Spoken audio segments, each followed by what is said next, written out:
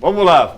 Deixa eu falar mais uma vez aqui pro Danilão. Ô Danilão, você arrisca um time para hoje? Será que tem retornos importantes? Por exemplo, o Richard, né? Tá de volta. Léo Chu tá de volta. O Ceará tem... Acho que tem o time todo, né? Felipe Viseu, né? É que tá fora. Ah, não. Mas vamos lá. O Viseu já tava, né? Ele tinha voltado contra o Santos e agora tá sem... Mas ele não é o titular hoje, né? Exato. Então o Ceará vai com força total para cima do Inter, Danilo?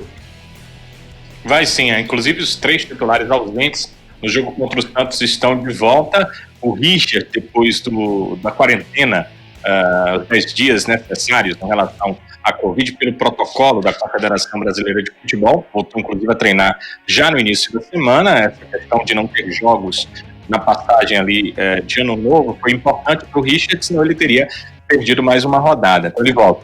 O Luiz Otávio também não enfrentou o Santos, porque sentiu um desconforto no joelho, está ok, está treinando desde o início da semana e vai para o jogo hoje.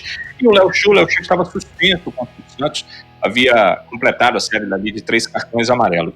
Assim, o Ceará com seu time principal, né, com todos os titulares à disposição, o Guto deve voltar a confirmar uma equipe com o Richard, o Samuel na lateral direita, a dupla de zaga volta a ter Thiago e Luiz Otávio, o Bruno Pacheco na lateral esquerda, já abrindo o seu 2021 jogando, né? Ele que jogou demais em relação ao número de jogos em 2020. Fabinho faz dupla de volantes com o Fernando Sobral, Vina, Lima e Léo Chu naquele trio de aproximação e o Kleber à frente. Legal, Danilo. Vamos saber o que a gente pode esperar desse jogo, desse duelo, na reportagem de Eduardo Truvão. Os 2 times vivem um ótimo momento no Campeonato Brasileiro. Tomando como base os últimos 5 jogos, percebemos bem isso. São 3 vitórias para cada lado. O Inter empatou os outros 2. E o Ceará empatou um e perdeu o outro. E tanto o Ceará quanto o Inter são times que têm um jogador para chamar de o cara do time. E o cara do time do Ceará é claro que é o Vina, né? E o cara do time do Internacional também é claro que é o Thiago Galhardo. E nesse duelo em especial, o Ceará já entra com vantagem. Porque o camisa 29 alvinegro vai pro jogo, mas o camisa 17 colorado não vai não. Tá fora, suspenso. No histórico de confrontos também há vantagem para o Ceará. Agora, ter vantagem nesse histórico não ganha jogo. Mas ganhar o jogo mantém a superioridade alvinegra. Foram 21 confrontos entre Internacional e Ceará. O Vovô venceu 8, o Colorado 7. Os outros 6 foram empate. Sinal de equilíbrio hoje? Temos que ter convicção do que nós queremos no campeonato. Graças a Deus a gente tem brigado na parte de cima da tabela e esse tem sido o nosso maior objetivo esse ano. Então nós temos que pensar jogo a jogo e é uma grande oportunidade, né, de permanecermos na parte de cima da tabela. E mais que isso, subir na tabela, já que Corinthians e Santos tiveram seus jogos adiados e, portanto, vão ficar com uma partida a menos. Ou seja, se o Ceará vencer o Internacional por 2 ou mais gols de diferença, ultrapassa tanto o Corinthians quanto o Santos. E chega ao 8º lugar, faltando 10 jogos para terminar o campeonato. Olha o tamanho da importância de uma vitória hoje para o Ceará. Nós temos uma grande oportunidade, vamos enfrentar uma grande equipe, temos que ter humildade, mantermos os pés no chão, trabalhar muito, dar vida dentro de campo, para que a gente possa criar essas oportunidades e, se Deus quiser, aí conquistar sim os 3 pontos. Ceará Inter você acompanha com a nossa turma do Futebolês, no nosso YouTube e também na Jangadeiro Band News FM.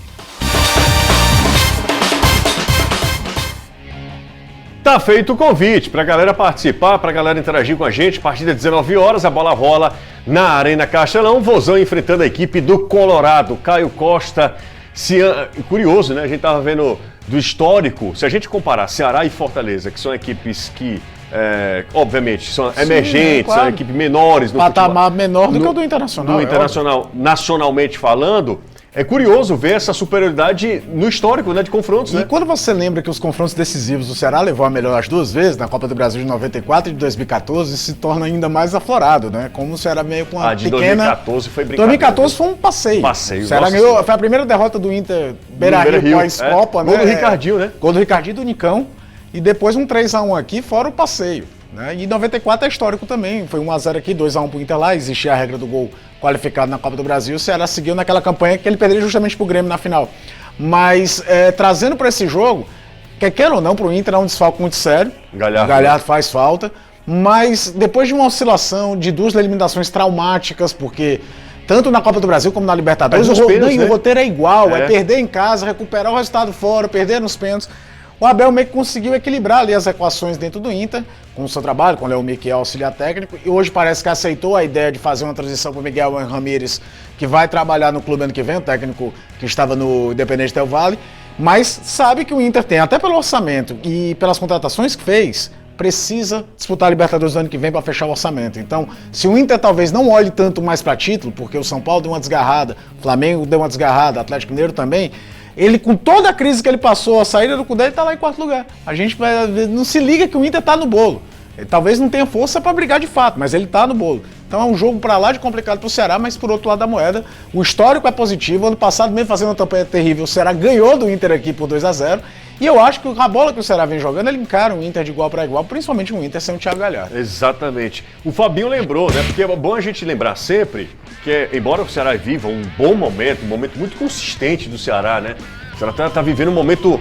Depois que o Camargo passou a ter um jogo por semana, a campanha do Ceará é brilhante. Brilhante. O Fabinho lembrou a derrota que pode servir de exemplo e de alerta a derrota no primeiro turno, né? Então o Fabinho disse, olha, vamos ficar ligado para que isso não se repita, porque uma vitória hoje coloca o Ceará ali muito próximo do G6. Fabinho, que é ex-Inter, né? A gente lembra muito do Charles e do Klaus e às vezes se esquece do Fabinho. Fala aí, Fabinho. Criamos uma oportunidade, ou algumas oportunidades de gols, né, no primeiro tempo. Infelizmente não fomos felizes, não concluímos em gols. E em outras circunstâncias, o Inter aproveitou a oportunidade, né, em cima da nossa equipe, jogando dentro de casa. Eles aproveitaram, né, as brechas que nós demos. A gente tem que levar aquele jogo como lição, para que a gente não cometa os mesmos erros que houve no primeiro jogo, e saber que nós temos condições, né, de vencê-los também agora nessa partida de volta. A gente já vai naquela contagem regressiva, né? Faltam 11 jogos, a partir desse faltam 10 jogos para o Ceará, para o Fortaleza 10 jogos, né? Para as equipes que completaram a 28ª rodada do Campeonato Brasileiro. E o Ceará sabe da importância de chegar logo aos 45 pontos e, como eu falei, muita gente não entendeu, curtir a Série A. É claro. Curtir a Série A. E tem todas as condições para isso, né? A tabela imediata agora são 2 jogos complicados, 2 times do G4, mas o Ceará tem toda a condição de pontuar bem contra o Inter hoje e conseguir, por exemplo, atrapalhar mais a vida do Flamengo, que vive um momento inconsistente. Ou você acha que o Fluminense é muito mais time que o Ceará? Não acho. Não é. Não. É claro, tem um contexto clássico lá que muda a equação do jogo. Não sou idiota. É óbvio que tem uma situação diferente. Mas o Ceará tem condições de fazer uma pontuação logo para poder fazer o que você disse muito bem. Curtir a Série A, se aproveitar, não ficar olhando a tabela dos outros. O que aconteceu nos últimos 2 anos? O Ceará tinha que ganhar o jogo dele e ficar olhando para a tabela dos outros. Se ele ganhando hoje, muito provavelmente ele já começa a ficar na equação que ele se preocupa só com o jogo dele. Ele vai a 39 vai pontos. Vai a 39. Fica faltando 6 pontos. Não, 39, José. De 30 possíveis, cara. 11 pontos de frente do Bahia. Do Bahia, exato. Por exemplo, não vou falar do Vasco, o Vasco está com 2 jogos a menos. Exato. Mas fala do Bahia, que está com mais uma de rodadas. 11 pontos de vantagem, faltando 10 jogos, é uma vantagem confortável sim. Então seria muito importante o Ceará ganhar hoje.